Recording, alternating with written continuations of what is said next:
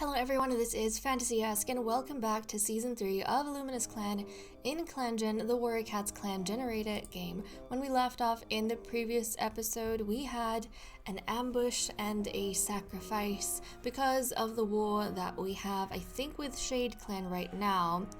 There was an ambush that those cats set up for Orchid Shine, and it was a very deadly one. They were out to take her life. But just at that moment, Thunderwind, the middle child of Godzilla Star and Shadow Swirl, he rushed forward, put his life at risk to make sure that Orchid Shine got away from this ambush safely. And in doing so, he did end up being killed in the attack. So unfortunately, we have lost a member of the clan. And the cats, they have mourned. A lot of them are feeling kind of a sense of vengeance. They want to go out and they want to draw some blood. So we're going to have to see how things progress from here in terms of the war.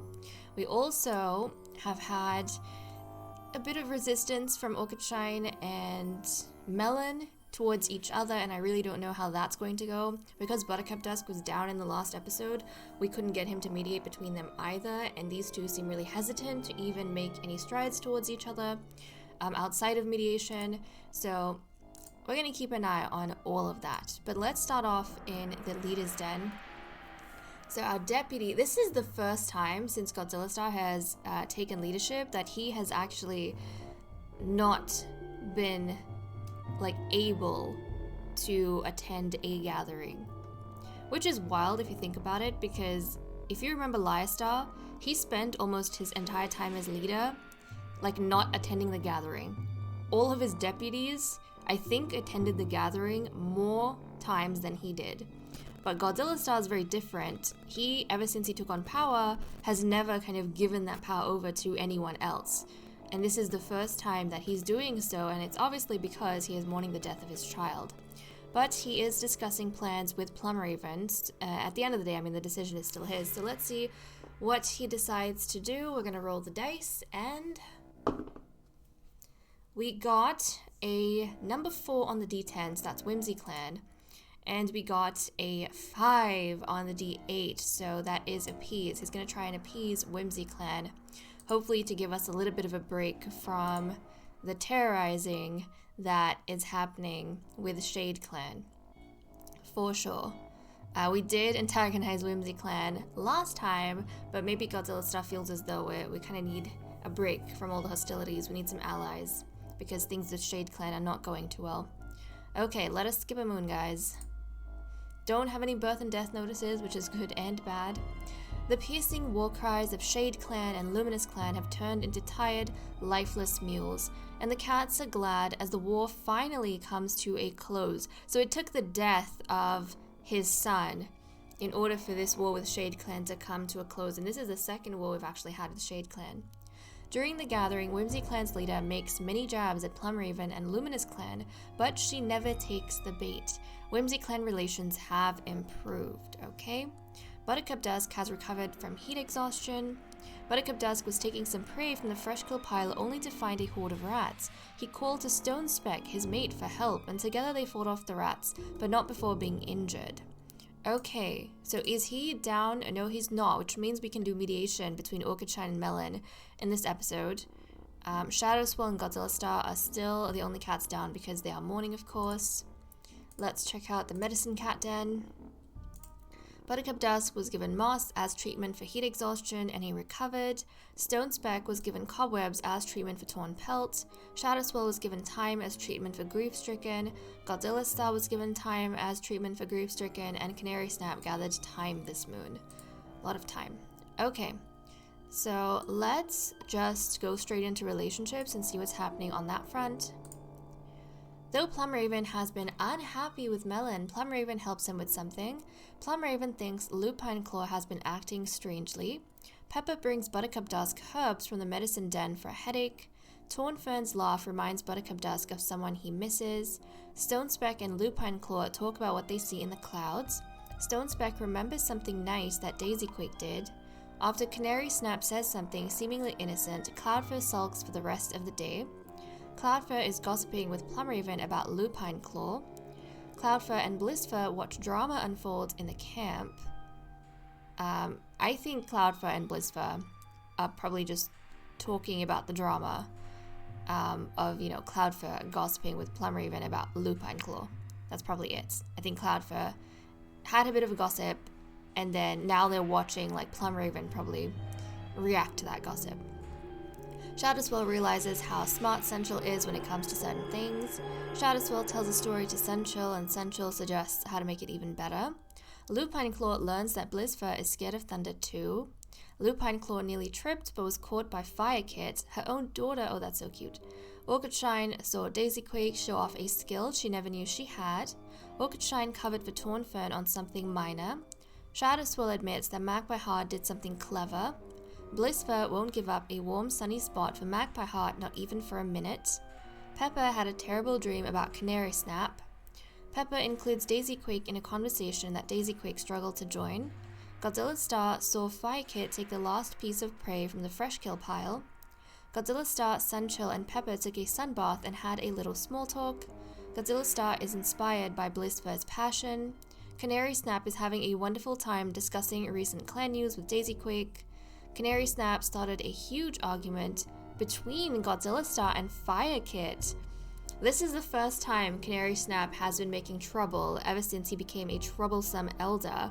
Usually it's Godzilla Star starting arguments, but I love how this has kind of backfired on Godzilla Star because Canary Snap is causing arguments between him and Fire Kit.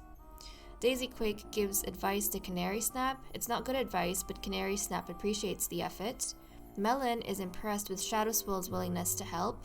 Melon thinks that Orchid Shine is more talented than him. Okay, so we have not really seen any interaction between the two of them, and the first time I kind of see any sort of interesting interaction, it's a negative one. So this just shows me that along with being hesitant towards each other, maybe Melon is feeling some jealousy towards Orchid Shine. I'm thinking maybe Melon, as a loving cat, is probably envious of how Orchid Shine has a sure place in the clan, how she's surrounded by family and loved ones. And even though she has a bit of a tough personality with her being strict, that she still has all these clan members to look out for her and dote on her. And she knows what she's meant to do in the clan. She has a very secure place, and none of that is determined by whether or not she has a litter, which is a very different situation for Melon. Whether or not he extends the bloodline is literally all that's keeping him here. And I think maybe Melon feels as though the love he gives out never gets returned, and so it's kind of bittering the relationship between him and Orchid Shine, which is very unfortunate. Daisy Quake gets a bug off of Blissfur's pelt and takes it out of camp. Blissfur chats with Magpie Heart about how Pepper is a nice cat. Sunchill and Shadowswell saw something hilarious during a patrol and can't stop giggling about it. Daisy Quake didn't warn Plumraven about a rock on the ground, which caused Plumraven to trip. Tornfern is impressed by some of Canary Snap's advice, and Fire Kid and Pepper chat about clan news. So that's all we have for the events. Let me cut the recording here and we'll continue with the cat list. Okay, let's dive into the cat list and see loyalties. First up, without further ado, we only have had one single change, and that is Fire Kit no longer being loyal to Godzilla Star, and I think it's pretty clear why that's happened. It's because Canary Snap caused a fight between Godzilla Star and Fire Kit. And because of that, Fire Kit has almost immediately become an anti-loyalist after, seeing Godzilla Star as this heroic figure in the last episode. Whatever Canary Snap did, I think he broke some of that illusion that she had about the kind of cat that Godzilla Star was, which is very, very unfortunate, for Godzilla Star at least. So that's what we have, but he still has Shadowswell, Orchid Shine, Sunchill, Blissfur, Tornfern, and Daisy Quake as his loyalists. But now that we also have our mediator back up, we can maybe try to make some strides with Orchid Shine and Melon and see what happens between the two of them. Like, are they going to cooperate or not? I don't know. So right now, Melon and Orchid Shine, like, they have not made any sort of improvement on their relationship. We know Melon is feeling a little bit envious of Orchid Shine, and it's not helping. So let's go ahead and see what this mediation session is going to be like. Okay, so platonic like, romance, comfort has increased, dislike and jealousy have decreased. So Buttercup Dusk has managed to maybe playfully pull out some feeling, some of that love that Melon has to give towards Orchid Shine. And I think he has helped Melon, overcome some of his jealousy regarding Orchid Shine. Now, Orchid Shine, I think, has very grudgingly cooperated in this session, and so we've seen like a smidge of her romance go up, but I still think she's grudgingly cooperating with this whole thing. I don't know if it's going to last, but at least it's something. It kind of shows me though that unless a mediator is like forcing them to interact and do things, they don't really seem to be making much effort on their own. So we'll have to see how all of that goes, but let's see what all the cats are doing for the day. Godzilla Star got startled by a squirrel. Plum Raven can't wait to take a nap later. Canary Snap is hoping he finds an opportunity to slip back to his nest.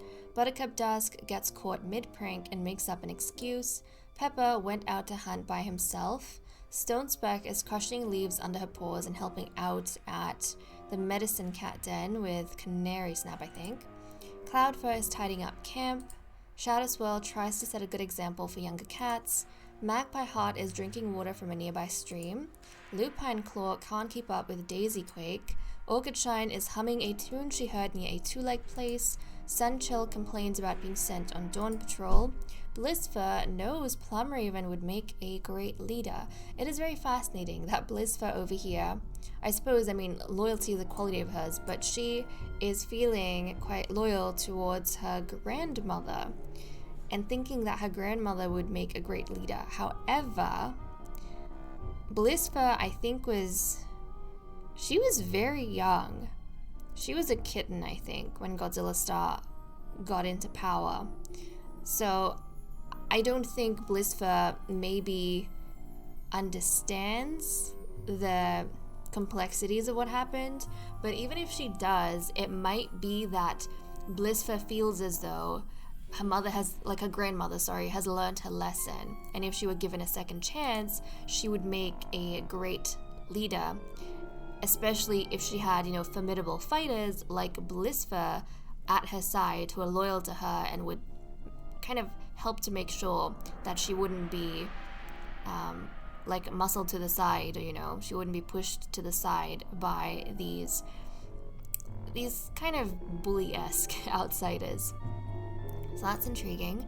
Tornfern thinks Plum Raven, meanwhile, is doing poorly as deputy. So these two cousins, they obviously don't share, the same thoughts. They don't agree. Tornfern, she feels like Tornfern, who is a better fighter.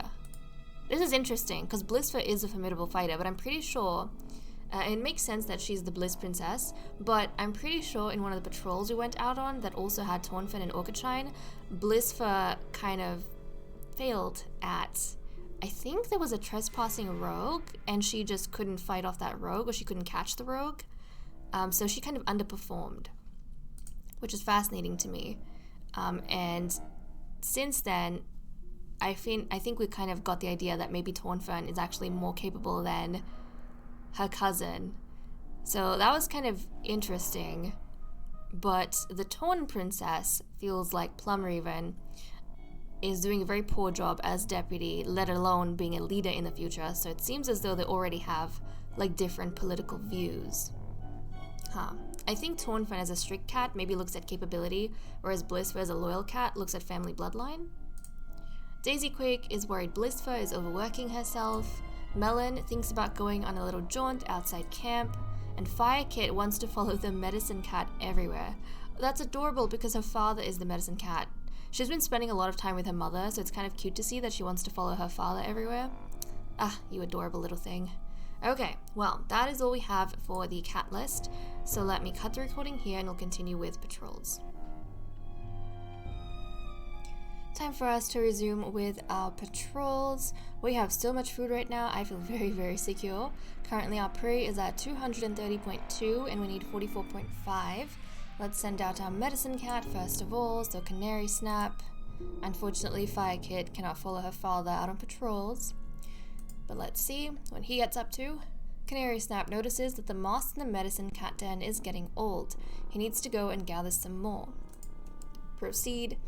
Mouse dung. When Canary Snap gets to the best moss gathering spot, he finds that some animal has dug up most of the moss. He'll have to leave the rest to repopulate before gathering from this spot again. So I couldn't get anything done there. And now it's time for us to send out patrols. We're going to have a patrol of 6 and a patrol of 5.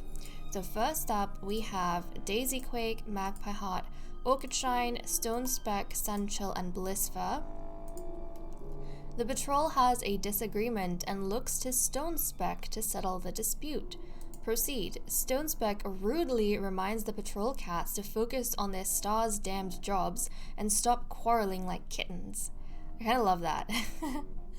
I kind of love that. I don't think we've had a cat react that way before. That's very interesting. I don't know if that would have endeared her to any of the cats, but, you know, she's putting her paw down. And then we have Torn Fern, Lupine Claw, Cloud Fur, Pepper, and Plum Raven going out on patrols. As the patrol gathers to train under Plum Raven's leadership, Cloudfur admits she thinks she had a vision from Star Clan last night. Proceed. The patrol talks to her about whether it was a real vision as they train. So that is all we had for patrols. Nothing too exciting, no hunting or anything like that. It was a pretty quaint episode, I think. We didn't have too much drama. The only really thing that happened, I suppose, we had the end of the war with Shade Clan, and then, you know, our focus was a little bit on the mediation session between Melon and Orchid Shine and how that's going to go. I think the next episode is going to be the last, Fire Kid's going to be 5 moons old in the next episode, so that's going to be the last episode she's going to have as a kitten, which means that Godzilla Star is going to be keeping an eye out for who might make good potential mentors for Fire Kids. And, you know, we'll only have the one choice because we have the one kitten. Now, I'm assuming that Godzilla Star is going to still be grieving in the next episode, and if that's the case, then he might kind of leave it to Plum Raven to keep an eye on some of the cats. Maybe he'll tell Plum Raven who he's kind of narrowed down, and she's going to go on patrol with those cats and give feedback to Godzilla Star, and then, you know, he'll be able to make his choice in the following episode. But okay guys, with that said and done, I'm going to leave off here. Thank you so much for watching. I hope you all enjoyed, and I will see you all next time. Bye-bye.